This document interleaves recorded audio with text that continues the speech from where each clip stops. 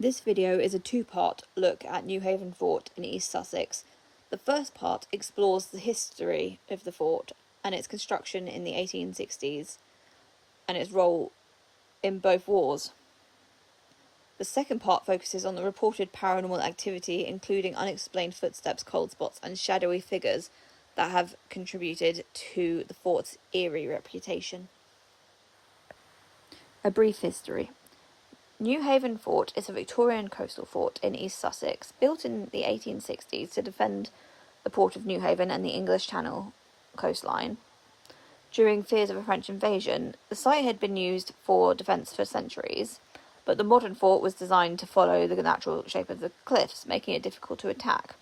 Although it never saw action in the 19th century, the fort became important during the First World War, when Newhaven Harbour was one of Britain's busiest supply ports for the Western Front. It was rearmed in the Second World War and was hit during a German air raid in 1940s.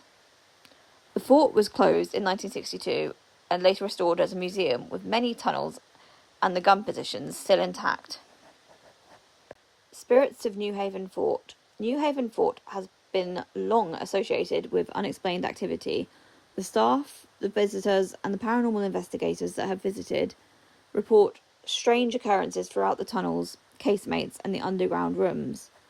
People describe hearing footsteps echoing in empty corridors, sudden cold spots, doors or metal fittings moving on their own, faint knocking sounds from sealed rooms, and shadowy figures glimpsed near old gun emplacements or along the tunnel edges.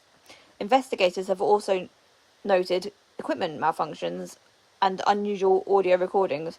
While no spirits have been proven to exist, these stories have made the fort one of Sussex's most eerie historic sites.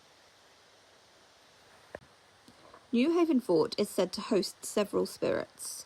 The most well-known is Martha, a woman who reportedly took her own life on the site, often linked to unexplained cold spots and uneasy feelings that visitors and investigators experience.